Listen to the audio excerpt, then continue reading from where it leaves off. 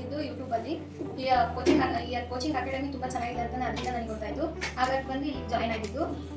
So ಇಲ್ಲಿ ಬಂದಮೇಲೆ ಹೇಗೆ ಓದಬೇಕು ಅಂದರೆ ಹಾರ್ಡ್ ವರ್ಕಿಗಿಂತ ಸ್ಮಾರ್ಟ್ ವರ್ಕ್ ತುಂಬ ಬೆಸ್ಟ್ ಅನ್ನೋದನ್ನ ತಿಳ್ಕೊಂಡೆ. ಸೊ ನನಗೆ ಕರೆಂಟ್ ಅಫೇರ್ಸ್ಗಳನ್ನ ಹೇಗೆ ಮಾಡಬೇಕು ಅನ್ನೋದು ಗೊತ್ತಿರಲಿಲ್ಲ. So Manjunath sir first time ಬಂದಾಗ ಹೇಳ್ಕೊಟ್ರು ಹೇಗೆ ಮಾಡಬೇಕು ಅನ್ನೋದು. ಅದ್ರ ಪ್ರಕಾರನೇ ಈಗ ಕರೆಂಟ್ ಅಫೇರ್ಸ್ಗಳನ್ನೆಲ್ಲ ನಾನು ಮಾಡ್ತಾ ಇದ್ದೀನಿ. ಸೊ ಈಸಿಗೆ ಏನು ಓದಬೇಕು ಅಂತ ನನಗೆ ಗೊತ್ತಿದ್ದಿಲ್ಲ. ಇಲ್ಲಿ ಬಂದಮೇಲೆ ಯಾವ ಬುಕ್ಸ್ ಓದಬೇಕು, ಹೆಂಗೆ ಓದಬೇಕು. ನಾನು ಫಸ್ಟ್ ಡಿಗ್ರಿ ಕಂಪ್ಲೀಟ್ ಆದಮೇಲೆ ಧಾರವಾಡಕ್ಕೆ ಹೋಗ್ಬೇಕು ಅಂದ್ಕೊಂಡಿದ್ದೆ, 3 ತಿಂಗಳು ಕೋಚಿಂಗ್ ತಗೋಣ ಅಂತ. ಅಲ್ಲಿ ಆಮೇಲೆ ಇಲ್ಲೇ ದಾವಣಗೆರೆಲ್ಲ ಕೇಳಿದಾಗ ಹೇಳಿದ್ರು, ಹಾಗಾಗಿ ಇಲ್ಲೇ ಸೇರ್ಕೊಂಡೆ. ಕ್ಲಾಸಸ್ ಎಲ್ಲ ಚೆನ್ನಾಗಿತ್ತು, ಎಲ್ಲ ಸರ್ಸ್ ಕ್ಲಾಸು ಅರ್ಥ ಆಗ್ತಿತ್ತು.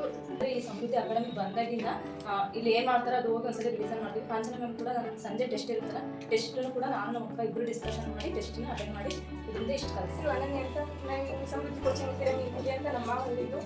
ಮೊದಲು ಟೈಮ್ ಸೆನ್ಸ್, ಓದೋರ್ಗಡೆ ಟೈಮ್ ಹೇಗೆ ಕಳಿಬೇಕು ಅನ್ನೋದು ಮಂಜುನಾಥ್ ಸರ್, ಇದು Shashikumar sir, PS Doddamani sir, Vijayakumar sir ಇವ್ರ ಥರ ನೋಡಿ ಕರಿಬೇಕು. ಯಾಕಂದ್ರೆ ಒಂದಿನ ಬರಲಿಲ್ಲದ್ರೆ ಯಾಕೆ ಬಂದಿಲ್ಲ ಅಂತ ಫೋನ್ ಮಾಡಿಲ್ಲ ಕರೆಯೋದು. Thank you. ಅಕಾಡೆಮಿ ಕೋಚಿಂಗ್ ಬಂದಾಗ ಫಸ್ಟ್ ದೆನ್ ಈ ಅಕಾಡೆಮಿ ಬಂದ್ಬಿಟ್ಟು ನಾನು ಹಿಸ್ಟ್ರಿ ಆಗಲಿ, ಜಿಯೋಗ್ರಫಿ ಆಗಲಿ, ಎಕನಾಮಿಕ್ಸ್ ಆಗಲಿ, ಸೈನ್ಸ್ ಬಗ್ಗೆ ಆಗಲಿ ಇನ್ನೂ ಹೆಚ್ಚು ಮಾಹಿತಿಯನ್ನು ತಿಳ್ಕೊಂಡಿದ್ದೀನಿ. ಮತ್ತೆ ಇಲ್ಲಿ ಬಂದಾಗ ಬಹಳಷ್ಟು ಕಲ್ತಿದ್ದೀನಿ. PUC ಮತ್ತೆ ಡಿಗ್ರಿ ನಮ್ಮ SLC ಏನೇ ಕಲ್ತಿಲ್ಲ, ಹಿಂದಿ ಬಹಳಷ್ಟು ಕಲ್ತಿದ್ದೀನಿ. ಬರ್ಬೇಕಂತ ಡೈಲಿ ಆರ್ಡರ್ ಮಾಡ್ತೀನಿ. ಇದೆಲ್ಲ ಡೈಲಿ ನೀಟಾಗಿ ಓದ್ತೀನಿ. ಇಲ್ಲಿ ಕೊಟ್ಟು ಬರ್ಬೋದು ನಂದು.